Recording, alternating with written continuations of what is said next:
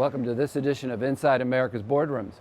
I'm TK Kerstetter, your host for the show, and it's my pleasure, particularly today, because of the historic value of this show. I'm here, and as you can see in the backdrop, we're overlooking the trading floor of the New York Stock Exchange.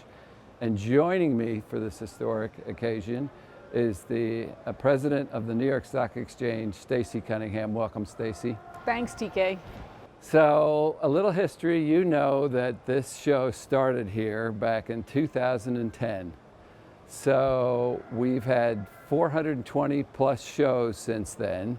And now, thanks to your invitation, we have the opportunity to come back at this iconic setting and be back in our sort of comfortable surrounds. And we want to thank you and the Exchange for giving us the opportunity. We're so excited to welcome you back. And as somebody who did that about face, I started my career here at the NYSE and left. And when I came back, it was a really wonderful homecoming to come back to a place that's so meaningful. And so I hope you're enjoying that feeling. I know what it feels like. I feel the same way. I feel a little ways like I'm home again. Yeah. That's, in fact, when I just made the decision to come back here, that's exactly what my brother said to me. He said, "You're going home." Yeah. So we're excited to welcome you back home, TK. Well, then we should be comfortable for both home, right? Yes.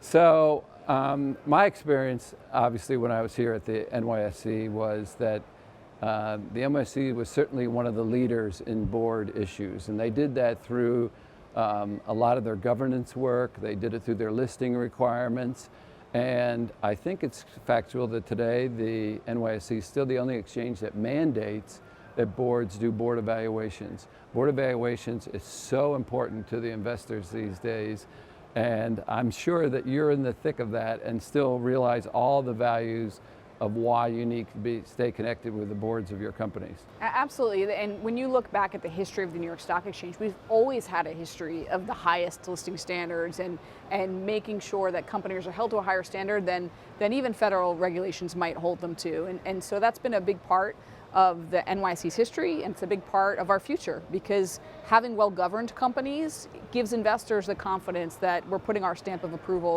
on the standards that they meet. Yeah, well, there's never a time that boards are in more of a transformational stage. Digital transformation, cyber, having composition of younger, sort of next-gen directors. It really has changed sort of the makeup of boards these days, and that impacts us all. It does, and I think that applies even at the corporate level, right? So if I think about building a management team, and it's so critical to have diverse viewpoints, diverse experience, diverse backgrounds, diverse perspectives, and a diversity of people, diversity of thought, and all sorts of backgrounds and experiences.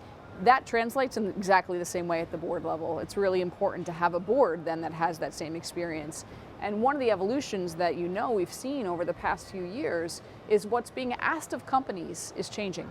The role of a company in our society as they get bigger and bigger is really changed, and they're asked to be more purpose-driven and to think about their stakeholders, which means the boards need to evolve in the same way companies are evolving.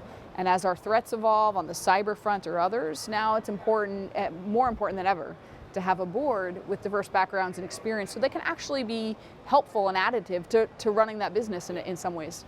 But it's so challenging for a board because, the culture, trying to get your arms around culture, getting your arms around cyber. Right. These are not black and white things. They're very difficult in some respects. Yeah, very technical. Yeah. I think which is why you'll see a lot of new directors being chosen based on their own corporate experience in different areas from what we may have seen more traditionally. I agree.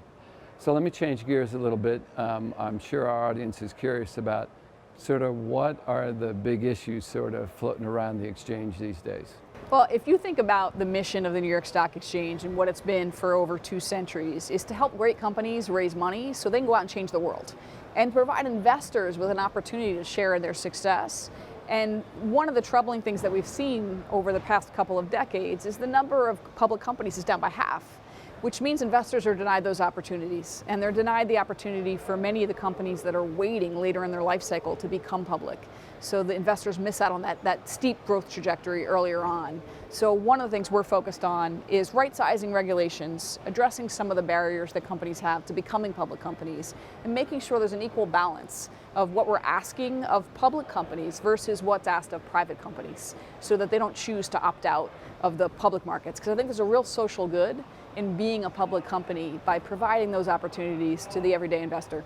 Yeah, well, the social, it's going to be interesting. We see the pendulum swing all ways, and in the end, only companies that are really functioning well can contribute to the societal issues. Because if you aren't functioning well, then that creates a challenge of whether you can do that. So they're all intertwined, and it's going to be fascinating in the next couple of years to see how all that shakes out. Yeah, absolutely. All of those issues are intertwined, and so that's one of the messages that we always have here, is making sure that our legislators and regulators understand the interconnected relationship between some of the ideas that we have that might be good for companies and good for their investors, but we also want to make sure how it fits into the overall ecosystem. Now, I can't let you go, because we're coming up on sort of a personal benchmark for you. You are coming up to your first year anniversary as becoming the first woman president of the New York Stock Exchange. I can only imagine what this year has been like. Fast. Yeah, but now your year's in, hopefully you're in a rhythm of some kind of operating rhythm at this point. But just for our viewers, just sort of reflect on, other than being fast, what that year has sort of been like for you. Well, it's been fascinating for me because I grew up on the trading floor originally, and then through always the operational and trading aspects of our market.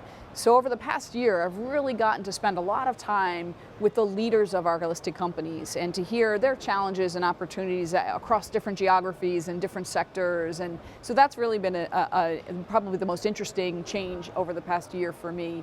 But I couldn't be more proud to lead this institution. If I look back at the role that the New York Stock Exchange has played in helping companies to go out and literally change the world, we're really proud of that. And it's changing how they do it, right? We look at the technology companies that are coming to market. The IPO market is really picking up. We have a lot of exciting tech companies that are slated to come out in the next quarter. And that's something that everyone seems to connect with, because technology is changing all of our lives day to day. Well, I'm proud of you. My daughters are proud of you. And thank you for taking the time out of your busy schedule to sort of welcome us back. Thanks, TK. I look forward to seeing many more women join the financial markets and have fun doing it. Thank you, Stacey. So that will conclude this edition of Inside America's Boardrooms. We hope you enjoyed the show. We'll be back again next week when we talk about another critical topic that'll help you be a better board member or committee member. So we'll see you then.